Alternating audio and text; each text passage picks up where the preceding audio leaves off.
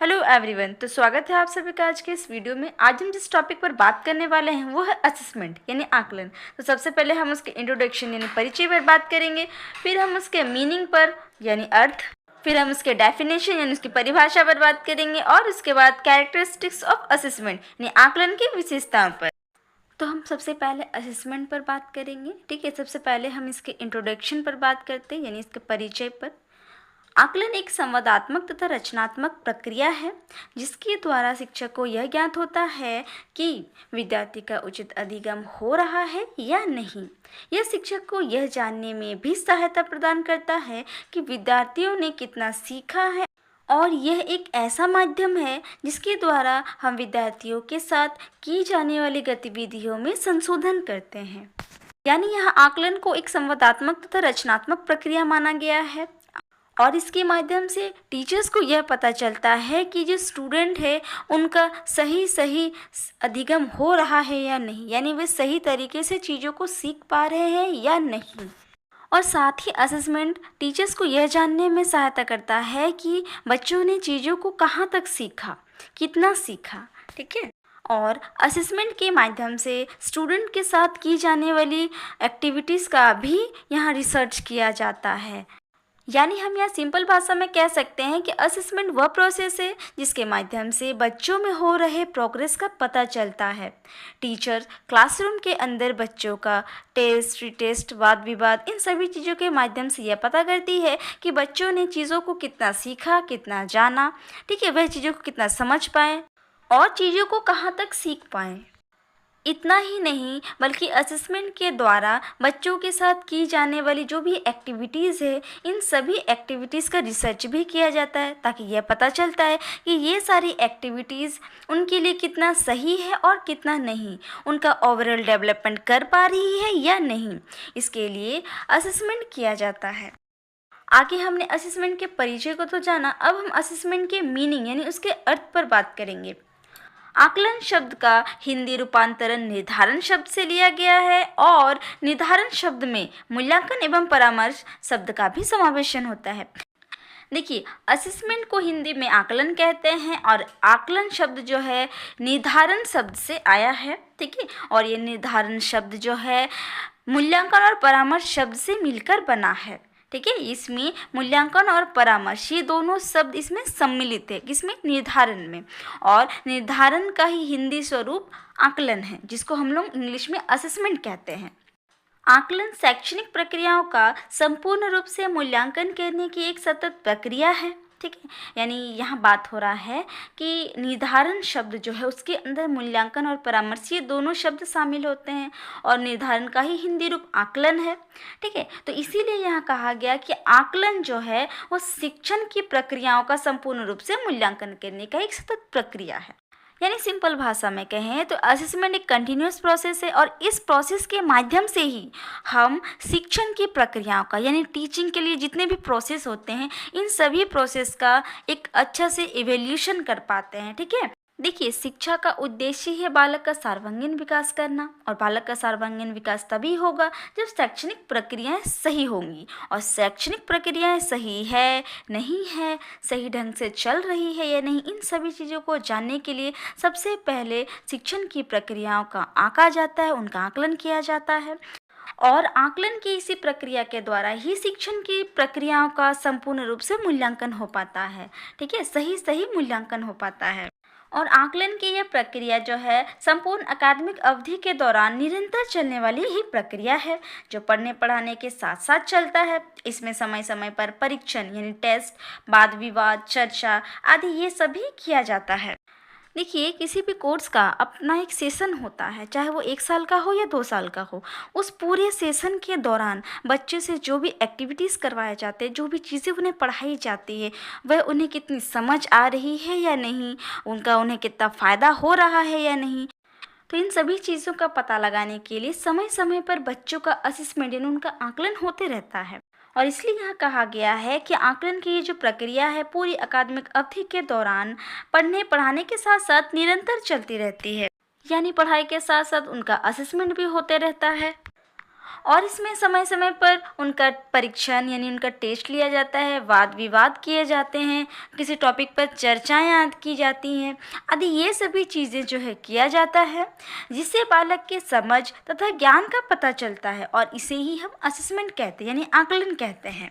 तो देखिए, जब भी क्लासरूम में टीचर्स किसी टॉपिक को पढ़ाने आती हैं तो उस टॉपिक को पढ़ाने के दौरान वे बच्चों से बहुत सारे सवाल पूछती है। बच्चे बदले में जो भी उसे आंसर करते हैं, उनसे टीचर्स को यह पता चल जाता है कि बच्चों ने पाठ को कितना समझा, वो जो भी समझा रही हैं, जो भी बता रही हैं, बच्चे उन्हें समझ पा रहे हैं या नहीं, कहीं वे कन्फ्यूज़न तो नहीं हो रहे हैं, ठीक है, कहीं उनके मन में कोई सवाल तो नहीं घूम रहा। तो इन सभी चीज़ों को पता करने के लिए वह बच्चों का एसेस करती है, बच्चों का आकलन करती है। और क्लासरूम में उस टॉपिक से रिलेटेड बहुत सारे डिस्कशन होते हैं, बहुत सारी चर्चाएं होती हैं। और पढ़ाया जाने वाला टॉपिक कंप्लीट होने के बाद टीचर बच्चों का एक टेस्ट लेती हैं। टेस्ट के अकॉर्डिंग जो भी उनके मार्क्स आते हैं, उससे टीचर्स को यह पता चल जाता है कि जो भी पार्ट उन्होंने पढ़ाया है, बच्चों ने उसे कितना समझा है। और क्लासरूम में होने वाले इसी टीचिंग प्रोसेस को ही आकलन कहा जाता है। आकलन का क्षेत्र बहुत सीमित होता है और इसके द्वारा पढ़ाई गए पाठ की पूर्ण जानकारी ली जाती है। यानी क्लासरूम के अंदर टीचिंग से रिलेटेड जो भी एक्टिविटीज़ होते हैं, जो भी क्रियाएं होती हैं, वह सभी चीज़ों का आंकना ही आकलन होता है। तो इस हिसाब से उसका जो एरिया है वो बहुत सीमित होता है, और इसके द्वारा ही टीचर्स जो है पढ़ाए गए पाठ की पूरी जानकारी ले पाते हैं। तो अब हम असेसमेंट यानी आकलन के डेफिनेशन पर बात करेंगे, ठीक है। तो सबसे पहला डेफिनेशन जिन्होंने दिया है वो रोहित धनकर के अनुसार है। इनका कहना है कि मैं कहना चाहता हूँ कि एक बच्चे का आकलन मैं इसलिए करता हूँ ताकि बेहतर सीखने में उसकी मदद कर सकूँ, ठीक है, ऐसा रोहित धनकर का मानना है। दूसरा है ग्रीन के अनुसार। इनका कहना है कि आकलन में शिक्षक छात्र के साथ रहकर छात्र के लिए कार्य करते हैं जिससे छात्र को लाभ हो। और तीसरा है शैक्षिक क्षेत्र में आकलन छात्र के शिक्षा से संबंधित आंकड़ों को जमा करने, व्याख्या करने, अभिलेख करने की एक प्रक्रिया है। ऐसा हर्लेन, ग्रेव्स, ब्रॉडफुट तथा नुट्टल का मानना है। तो इन सभी परिभाषाओं के अनुसार ये कहा जा सकता है कि आकलन जो है वो बच्चों को कहीं ना कहीं बेहतर सीखने में मदद करता है, उन्हें लाभ पहुंचाता है, ठीक है। और शिक्षा से संबंधित उनके जो भी आंकड़े हैं, जो भी व्याख्या हैं, अभिलेख, इन सभी चीज़ों को वो एकत्रित करने का ही एक प्रोसेस होता है जिसे हम लोग आकलन कहते हैं। तो आकलन पर बात करने के बाद अब हम उसके कैरेक्टरिस्टिक्स ऑफ असेसमेंट पर बात करेंगे, यानी आकलन की विशेषताएं। तो सबसे पहली विशेषता यह है, ये निरंतर चलने वाली एक प्रक्रिया है। आकलन जो एक निरंतर चलने वाली प्रक्रिया है। आकलन में सीखने में आने वाली कठिनाइयों का पता लगाया जाता है, इससे क्या होता है, उनका उपचार हो सके। और यह जो प्रक्रिया है वो निरंतर चलती रहती है, जिसमें समय समय पर बहुत कुछ सीखने को मिलता है, जिसमें बालक हर दिन कुछ ना कुछ सीखता ही रहता है। यानी किसी भी कोर्स के पूरे सेशन भर में टीचर्स जो है बच्चों का असेसमेंट समय समय पर करती रहती हैं, इसलिए आकलन को जो है निरंतर चलने वाली प्रक्रिया माना गया है। और आकलन से सीखने में आने वाली जो भी कठिनाइयाँ हैं वो सारी चीज़ों का पता लगाती है। यानी टीचर्स बहुत सारे टेस्ट के दौरान ये पता लगा लेती है कि बच्चों को सीखने के दौरान कौन कौन सी कठिनाइयाँ आ रही हैं, और इन कठिनाइयों का जब पता चल जाता है तो टीचर्स उस प्रॉब्लम का सॉल्यूशन भी निकाल लेती है। इसलिए ये प्रक्रिया जो है पूरे एकेडमिक अवधि के दौरान निरंतर चलती रहती है। और इससे क्या होता है, बच्चे बहुत सारी चीज़ों को, नई नई चीज़ों को सीखते हैं, और साथ ही साथ आकलन की इसी प्रक्रिया से बालक जो है वो हर दिन कुछ न कुछ नया सीखता रहता है। दूसरी विशेषता है, इसकी प्रकृति मात्रात्मक की अपेक्षा गुणात्मक अधिक होती है। आकलन का जो स्वरूप है वो मात्रात्मक ना होकर गुणात्मक है, क्योंकि आकलन में विद्यार्थियों के सीखने की गति एवं उपलब्धियों को अंकों में दर्शाने के बजाय विशेष टिप्पणी या प्रतिपुष्टि पर बल दिया जाता है। देखिए, टीचर्स जब भी किसी टॉपिक के रिगार्डिंग बच्चों से सवाल पूछती है और बदले में बच्चे उन्हें आंसर करते हैं, तो टीचर्स क्या करती है, बदले में उन्हें टिप्पणी या प्रतिपुष्टि देती है, यानी उन्हें फीडबैक देती है, जैसे गुड, वेरी गुड। तो ये सभी क्या है, ये टिप्पणी है, प्रतिपुष्टि है। तो असेसमेंट के द्वारा बच्चों ने सीखने के दौरान जो भी अचीवमेंट हासिल किया है, इसे अंकों में दर्शाने के बजाय गुणात्मक रूप में यानी फीडबैक के रूप में दर्शाया जाता है। तीसरी विशेषता है, ये उत्पाद उन्मुख हित है, ना कि प्रक्रिया उन्मुख। आकलन निरंतर चलने वाली प्रक्रिया है जिसमें समय समय पर बहुत कुछ सीखने को मिलता है और इसमें बालक हर दिन कुछ न कुछ सीखता रहता है। और यह एक उत्पाद उन्मुख दृष्टिकोण है जिसका उपयोग छात्रों के सीखने के बारे में संपूर्ण निर्णय प्रदान करने के लिए किया जाता है। यानी फिर से वही बात है, आकलन जो ये निरंतर चलने की प्रक्रिया है जिसमें समय समय पर छात्र जो है बहुत कुछ चीज़ों को सीखते हैं और हर दिन कुछ ना कुछ नया सीखते रहते हैं और इसके द्वारा छात्रों को एक ऐसा दृष्टिकोण प्राप्त होता है, एक देखने का ऐसा नज़रिया प्राप्त होता है जिसके द्वारा छात्र यह निर्णय कर पाते हैं कि उन्हें क्या सीखना है और क्या नहीं सीखना है। अब आकलन की चौथी विशेषता है कि ये कम खर्चीला होता है। आकलन की एक और विशेषता यह है कि आकलन की जो प्रक्रिया है वो कम खर्चीली होती है और इसमें किसी व्यक्ति या छात्र का आकलन आंखों द्वारा किया जाता है। देखिए सीधा सा बात यह है कि ये जो आकलन है वो कम खर्चीला इसलिए होता है क्योंकि यह जो है आंखों द्वारा होता है, यानी टीचर्स जो है अपनी आंखों के द्वारा बच्चों का असेसमेंट करते हैं कि बच्चों में क्या कठिनाइयां हैं, सीखने के दौरान कौन कौन सी परेशानियां उन्हें आ रही हैं जिसकी वजह से वो चीज़ों को सीख नहीं पा रहे हैं। तो ये सभी चीज़ों को टीचर्स जो है अपने आंखों से ऑब्जर्व करती है, ठीक है, उनसे बात विवाद करती है, उनसे चर्चा करती है और इसके माध्यम से वो बच्चे को परेशानियों को समझ लेती है।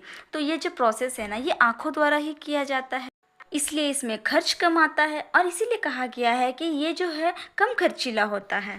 अब असेसमेंट की पांचवी विशेषता है कि ये छात्रों में आत्मविश्वास लाता है, तब उनके कौशल की वृद्धि करता है। इसमें प्रतिदिन की प्रक्रिया के आकलन से छात्रों में आत्मविश्वास बढ़ता रहता है जिससे उनके कौशलों में भी वृद्धि होती है। यानी यहाँ कहा गया है कि जब बच्चे का प्रतिदिन हर रोज़ उनका असेसमेंट होता रहता है ना तो छात्रों के अंदर एक आत्मविश्वास बढ़ता है और इसी आत्मविश्वास के कारण वे बहुत सारी स्किल्स सीखते हैं, बहुत सारी नई नई चीज़ें सीखते हैं, तो उनके अंदर बहुत सारे स्किल्स का डेवलप होता है, ठीक है। इसीलिए कहा गया है कि ये छात्रों में आत्मविश्वास लाता है और उनके कौशल में भी वृद्धि करता है। तो बात करते हैं आकलन की छठी विशेषता, छात्र अपने प्रदर्शन तथा प्रगति का आलोचनात्मक समीक्षा कर सकते हैं। आकलन के माध्यम से यहाँ बालक जो है अपने प्रतिदिन के प्रदर्शन से हो रहे प्रगति तथा उपलब्धि का आलोचनात्मक समीक्षा कर सकते हैं। देखिए जब भी टीचर्स बच्चे का असेसमेंट करती है ना तो बच्चों से पर दिन प्रतिदिन बहुत सारे सवाल जवाब करती है, ठीक है, बहुत सारे इंटरव्यूज़ लेती है, उन पे चर्चाएं करती है, वाद विवाद करती है, उनका टेस्ट लेती हैं, जिससे क्या होता है बच्चों का नॉलेज जो है ना वो और गेन करता है और बच्चे अपने इसी प्रतिदिन के प्रदर्शन से जो प्रगति होती है और उस प्रगति के कारण जो भी उन्हें उपलब्धियां हासिल करती हैं उन उपलब्धियों को वे समीक्षा कर पाते हैं।